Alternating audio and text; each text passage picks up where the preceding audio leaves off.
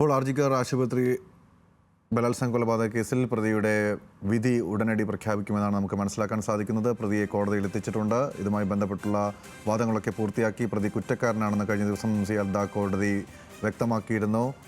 അതിനുശേഷമാണ് ഇപ്പോൾ വിധി പ്രസ്താവത്തിലേക്ക് കടക്കുന്നത്. വാർത്തയുടെ വിശദാംശങ്ങളുമായി ഷബ്ന സിയാദുണ്ട്, ലീഗൽ കറസ്പോണ്ടന്റ്. ഷബ്ന, ഒരുപക്ഷെ കാത്തിരിക്കുകയാണ് രാജ്യം. ഏറ്റവും നിർണായകമായ ഒരു വിധിയാണ് വരാനിരിക്കുന്നത്. നിലവിൽ മനസ്സിലാക്കുന്നതനുസരിച്ച് ഉച്ചയോടുകൂടി ആ വിധി ഉണ്ടാകും എന്ന് തന്നെയാണ്. ഇപ്പോൾ എന്താണ് കോടതിയിൽ നിന്ന് നമുക്ക് പ്രതീക്ഷിക്കാൻ പറ്റുന്ന വിധി? നേരത്തെ ഷബ്ന സൂചിപ്പിച്ചതുപോലെ തന്നെ ജീവപര്യന്തം മുതൽ വധശിക്ഷ വരെ നടപ്പാക്കാൻ കഴിയുന്ന കുറ്റം ചാർത്തപ്പെട്ടിട്ടുണ്ട്. അത് തെളിഞ്ഞിട്ടുമുണ്ട്, കോടതിക്ക് അത് ബോധ്യപ്പെട്ടിട്ടുണ്ട്. ഈ ഘട്ടത്തിൽ എന്ത് വിധിയായിരിക്കും ഉണ്ടാകുക? എന്താണ് അവസാന ഘട്ടത്തിൽ നമുക്ക് പ്രതീക്ഷിക്കാൻ കഴിയുന്നത്? ഈ കേസിലെ വിധി 2:45 പറയും എന്നാണ് കോടതി ഇപ്പോൾ വ്യക്തമാക്കിയിട്ടുള്ളത്. ഇത് വിധി പറയുന്നതിന് മുൻപുള്ള നടപടിക്രമങ്ങളെല്ലാം തന്നെ പൂർത്തിയായി കഴിഞ്ഞിരിക്കുന്നു. ഈ കഴിഞ്ഞ ദിവസമാണ് ഈ പ്രതി കുറ്റക്കാരനാണ് എന്ന് കോടതി കണ്ടെത്തിയത്. തുടർന്ന് ഇന്ന് ഉച്ചയോടുകൂടി തന്നെ പ്രതിയെ കനത്ത സുരക്ഷയിൽ കോടതിയിൽ എത്തിച്ചിരുന്നു. 500ഓളം പോലീസിനെയാണ് ഇന്ന് കോടതി പരിസരത്ത് വിന്യസിച്ചത്. ഈ കനത്ത സുരക്ഷ കണക്കിലെടുത്ത് അടച്ചിട്ട കോടതിയിലാണ് ഈ കേസിൽ വിധി പറയുക എന്ന് ജഡ്ജി പ്രസ്താവിച്ചു കഴിഞ്ഞു. അതോടൊപ്പം തന്നെ ഈ പ്രതി ബലാത്സംഗം അതോടൊപ്പം കൊലപാതകം ഈ 2 കുറ്റകൃത്യങ്ങളും ചെയ്തു എന്ന് തെളിഞ്ഞിട്ടുണ്ട്. പ്രതിക്ക് ജീവപര്യന്തം മുതൽ വധശിക്ഷ വരെ നൽകാവുന്ന കുറ്റങ്ങൾ തെളിഞ്ഞു എന്ന് കോടതി കഴിഞ്ഞ ദിവസം സൂചന നൽകിയിരുന്നു. അത്തരത്തിലുള്ള ശിക്ഷയിലേക്കായിരിക്കും കോടതി പോകുക എന്ന സൂചനയാണ് കോടതിയിൽ നിന്ന് ലഭിക്കുന്നത്. മറ്റൊന്ന്, ഈ CBI അതായത് പ്രോസിക്യൂഷൻ ഇതിൽ ശക്തമായ നിലപാട് തന്നെ സ്വീകരിച്ചിട്ടുണ്ട്.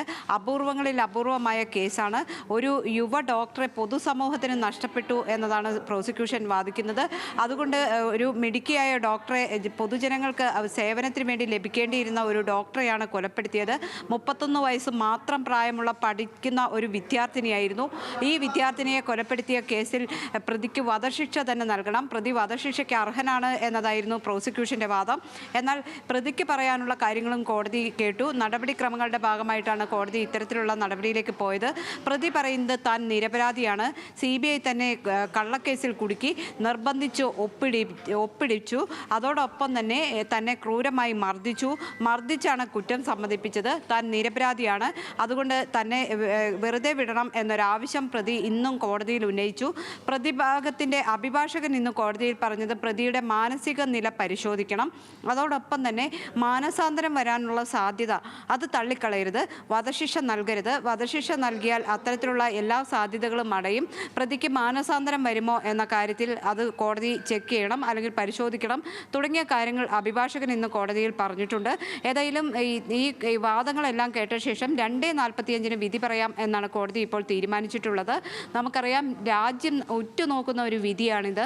കാരണം ഈ ഓഗസ്റ്റ് 9 ഇത്തരത്തിലൊരു ക്രൂരമായ കൊലപാതകം നടന്നതിന് ശേഷം പിറ്റേ ദിവസം തന്നെ ഈ പ്രതി അറസ്റ്റിലായിരുന്നു. ലോക്കൽ പോലീസാണ് പ്രതിയെ അറസ്റ്റ് ചെയ്തത്. പിന്നീട് ഈ ലോക്കൽ പോലീസിൻ്റെ അന്വേഷണം ഗുരുതരമായ പിഴവുണ്ട് എന്ന് മാതാപിതാക്കളും അതോടൊപ്പം തന്നെ ഈ ഡോക്ടറെ സഹപ്രവർത്തകരും മറ്റും ആവശ്യപ്പെടുകയും തുടർന്ന് ഹൈക്കോടതി തന്നെ ഈ വിഷയത്തിൽ നേരിട്ട് ഇടപെടുകയും ചെയ്തു. ഹൈക്കോടതി CBI കേസ് ഏൽപ്പിച്ചു. CBI വളരെ പെട്ടെന്ന് തന്നെ ഇതിൽ കുറ്റപത്രം സമർപ്പിച്ചു. കുറ്റപത്രം സമർപ്പിച്ച അതേ വേഗതയിൽ ഈ കേസ് ഈ കോടതി വിചാരണ നടത്തി അതിൻ്റെ അന്തിമഘട്ടത്തിലേക്ക് എത്തിച്ചു. അതായത് 162 ദിവസം കൊണ്ടാണ് ഈ കേസ്, അതായത് സംഭവം നടന്ന് 162 ദിവസം കൊണ്ട് ഈ കേസിൽ വിധി വരുന്നു എന്ന അപൂർവത ഇതിനുണ്ട്. അത്തരത്തിൽ വളരെ ഫാസ്റ്റായിട്ടാണ് ഈ കേസിൻ്റെ നടപടികൾ മുന്നോട്ട് പോയത്. അതുകൊണ്ട് തന്നെ ഈ പ്രതിക്ക് കനത്ത ശിക്ഷ തന്നെ നൽകണം എന്ന് രാജ്യം മുഴുവൻ ആഗ്രഹിക്കുന്ന ഒരു കേസ് കൂടിയാണ്. ഏതായാലും 2:45 ഇതിൽ വിധി വരിക.